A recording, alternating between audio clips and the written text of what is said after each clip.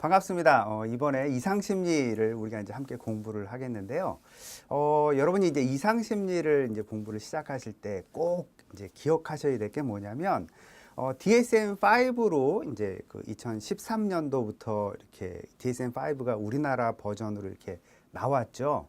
그렇기 때문에 최근에 이제 시험 문제가 출제될 때는 DSM-5 기준으로 이제 출제되는 경향이 있습니다. 근데 이제 여기서 조금 여러분이 자꾸 헷갈리시는 것 중에 하나가 뭐냐면, DSM-5가 이제 우리나라 말로 번역된 버전이기 때문에 영어 원어를 번역한 거라 원어를 다른 용어로 번역을 할 수도 있다라는 거, 여러분이 그걸 꼭 기억을 하셔야 돼요. 그래서 내가 외운 이 용어가 아닌 다른 용어로 출제가 됐다라고 해서 이건 문제가 잘못됐다 이렇게 생각하시면 이거는 소송을 해도 이길 수가 없습니다. 왜 그러냐면 영어로 되어 있는 걸 한국말로 번역할 때 꼭 한 가지로만 번역하라는 법이 없기 때문에 그래요. 그래서 물론 DSM-5에 나와 있는 용어로 여러분이 충실하게 외우셔야 되는데, 그럼에도 불구하고 약간 다르게 DSM-4랑 좀 비슷하게 번역을 해놨다 그래도 여러분이 용어를 헷갈리지 마셔라 라고 하는 거, 이거 여러분이 꼭 기억하셔야 시험 문제를 봤을 때 당황하시지 않을 수 있습니다.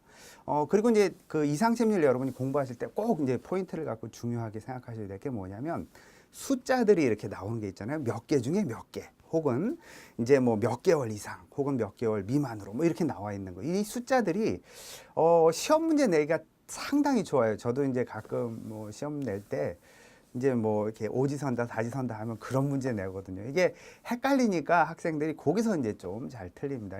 그러니까 시험을 치르는 입장에서는 좀 짜증나는 문제기는 해요. 그런데 이게 이제 심각한 장애다 그러면은 기간이 짧아요, 대체적으로. 그런데 별로 심각도가 이렇게 아주 심각하진 않다 그러면 기간이 좀 길게 본다라고 하는 거. 그리고 이제 우리가 진단할 때 연령, 기준 연령이 어떻게 된다, 이런 것들 여러분이 잘 기억해서 이제 이상심리를 공부하시면, 이상심리 내용을 충실하게 아시는 것도 중요하지만 우리가 시험을 준비하는 입장에서는 그게 좀 중요하다라고 하는 거. 그리고 이제 이상심리가 이제 전반적으로는 중요한 부분에서 문제들이 좀 많이 나와요. 그래서 여러분이 이론을 이렇게 쭉 충실히 공부하고 이렇게 풀면 거의 뭐 이제 많은 점수들이 이렇게 나올 수 있는데, 그런데 이제 가끔 몇 문제는 아주 구석에서 내는 문제들이 있다라고 하는 거 여러분이 꼭 기억하시기 바랍니다. 그래서 물론 뭐 우리가 100점을 맞아야 된다라는 목표를 가지면 구석에 있는 것까지 다 공부하시면 되는데, 그게 아니라 사실은 이런 자격시험 같은 경우에는 합격이 목표인 거니까 뭐 합격을 1점 초과해서 뭐 합격을 하든 뭐 100점으로 합격하든 뭐 결과가 달라지진 않아요. 그러니까 너무 구석에 있는 거는 뭐 몇 문제는 내가 틀려준다라고 이렇게 어느 정도는 마음을 먹고, 중요하게 우리가 이제 이상심리에서 다뤄야 되는 그런 장애, 그 다음에 진단 기준들, 이런 것들 위주로 여러분이 공부를 하시면 좋겠습니다. 그리고 제가 말씀드린 대로 숫자는 내기가 참 좋다라고 하는 거, 이런 것들. 그리고 DSM 4판에서 DSM 5판으로 넘어오면서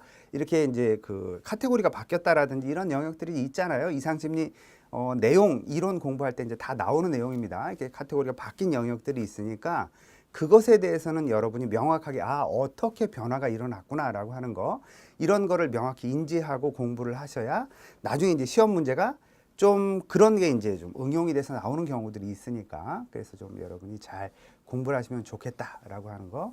그리고 그 최근에 이제 문제 출제들을 보니까 뭐 성격 장애 이런 부분들에서도, 물론 성격 장애는 시험 문제 내기가 좀 이렇게 수월한 그런 면이 좀 많죠.